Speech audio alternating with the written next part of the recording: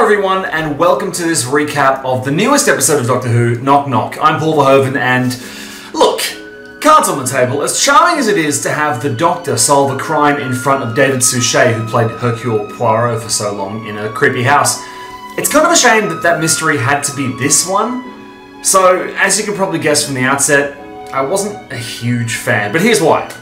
So let's take a look at the facts. We open with an open so cold that it makes Bill and the Doctor appearing on the frozen Thames seem warm by comparison. Bill is suddenly, and I mean in the first shot, confronted with her apparent best friend and a gaggle of new housemates. A best friend that we haven't ever met before. Nor did we see a scene where Bill and her mother had to talk about the fact that she wanted to move out. I'm not saying Bill had to ask for permission first, I'm just saying that this is like a brutally cold, almost jarringly badly written opening for an episode. And then suddenly she's house hunting to frankly the most irritating song I've heard since the Ponds played Muse in the TARDIS. Ugh. I mean, let's be honest, house hunting sucks already without having to cope with crap music and a sudden influx of baffling housemates. If your best mate, apparent best mate, wants to move out with you, you know what they do? They give you a call and they sit down and you scroll through the internet and look for houses together. They don't rock up at your door with a sushi train of freaks and then tell you that suddenly the deal's on. You have to go looking for houses with them. Because you know what happens then? You have people like me suddenly wishing that this group of people are going to get eaten by a sentient house. Which is of course what happens. This group of new housemates, apropos of nothing, then meet up with a very creepy old man. And Bill, after having seen things for the past few weeks that would give even the most hardened adventurer PTSD of biblical proportions, and having learned hard-fought lessons and having gone through spectacularly formative events, what does she do? She goes, it's fine, just sign the form, none of this is weird. And then she spends the first 2/3 of Knock Knock not acting at all like the Bill that we've gotten to know.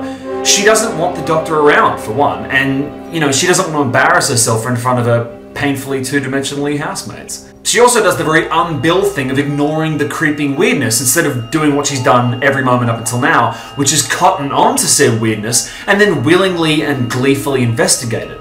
Now, this is an odd step backwards for her, but, you know, I have zero doubts that she will be rocketing back into form next week. Because every single season of this show has dud episodes, and I think this might be the dud. Also, was it weird to anyone else that the twist this week was that his daughter was actually his mother? Is he a Lannister or something?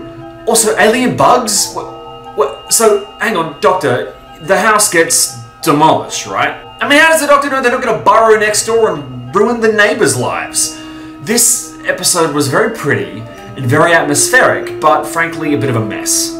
What I did like, though, was the nod to classic Doctor Who by having Bill saying that the Doctor was her grandfather, which might be a nod to the photo of Susan in the office. I'm not even sure. What I also liked was that the Doctor didn't regress to being a buffoon a la the 11th Doctor. Now, he was sharp in the episode, he was generally kind of on the case. I also liked that he helped Bill move, although I thought of a quick fix for the episode, or at least, you know, something to smooth it over. Why didn't we start with the Doctor helping Bill move?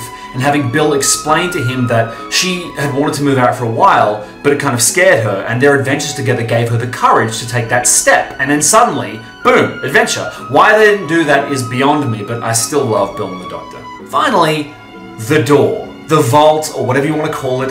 If it isn't John Sim's master in there, I'll eat my hat. Last time we saw Sim, he was being sucked back into Gallifrey as it returned from whence it came. Now, it's entirely possible that Gallifrey has made the Doctor hold Sim's master as a prisoner on Earth in what appears to be like a Gallifreyan lockup. So maybe the master is under house arrest and the Doctor is his warden. If you go back and rewatch the final scene with the person or whatever in the vault playing the piano and you imagine it as John Sim's Doctor, you know, sitting there smiling and sulking and looking forward to the takeaway food, I think you'll agree with me. Now, that's all the time we have for this week. Knock knock!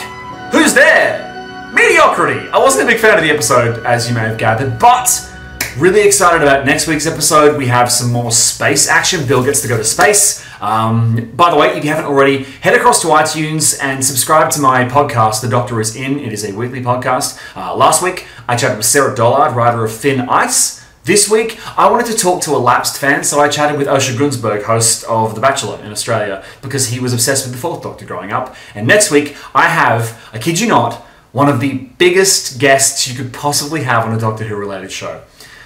I'll announce who it is soon, but I'm very excited. Anyway, that's all the time I have for today. Don't forget to head across to iTunes and follow my podcast, subscribe, like, leave a review if you can. Don't forget to subscribe to this channel. I'm really enjoying all the comments. I hope the discussions are going well, and I will see you all next week.